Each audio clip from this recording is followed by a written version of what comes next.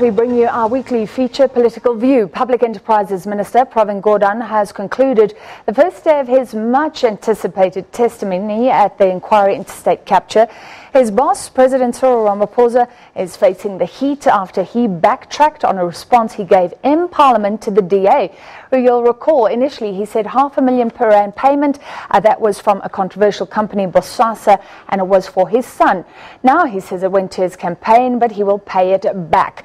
At the same time, South Africa waits with bated breath to hear who will be the next prosecutions boss after the Constitutional Court set aside the appointment of Advocate Shaun Abrahams in August.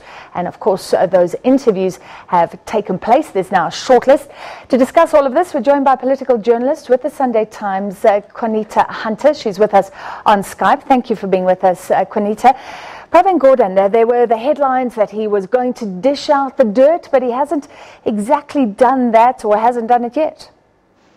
Well, he seems to be quite meticulous in the way that he was presenting his testimony. It was long and laborious, taking, the commission and the chairperson of the commission, Justice Raymond Zondo, through a chronology of events that he thought was important. I'm very glad to say that it was not as damning or as explosive as one would have thought. But it was quite fascinating to see how he sort of zoomed into the different events that took place, over the course of this whole state capture timeline, starting with the firing of Qaanitah, who succeeded him as finance minister, and then at the same time preceded him later on. So it was quite interesting to talk when he spoke about the nuclear deal, and he collaborated what Qaanitah told this commission. Now, the one important thing of Pravin Gordhan's testimony is what happened on the sidelines to it. We know that there has been some outcry over a contradiction over whether he had met the Guptas. He had previously said he didn't meet the Guptas, and then later saying to Parliament, or to the Commission rather, that he had met them through a third party, etc. in 2010.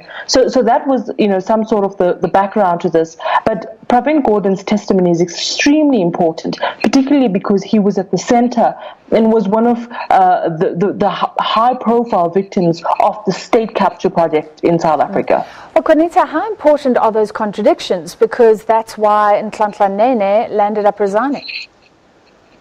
Yeah, so it's an interesting one because Nhlanhla definitively told the media that he had not, met with the Guptas besides a few social events, and then he told the commission that he had met them several times. This seems to be a similar case with Pravin Gordhan, where he said previously that he had not met with the Guptas besides, just general interactions, and then telling the commission that he had met them with a third party. He met Ajay Gupta with his then Chief of Staff, who's now the Director General of Treasury. And this is what now the EFF is mobilizing around. And a lot of the people that are implicated in state capture are using this for their own political benefit.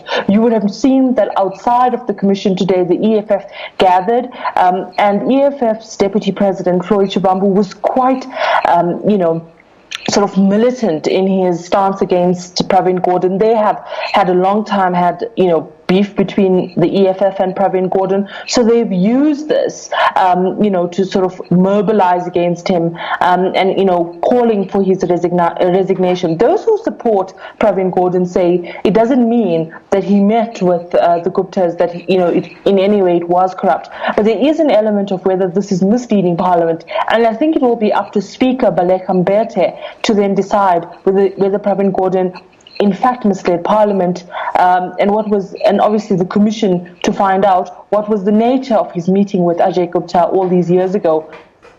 Tomorrow's testimony is going to be quite interesting.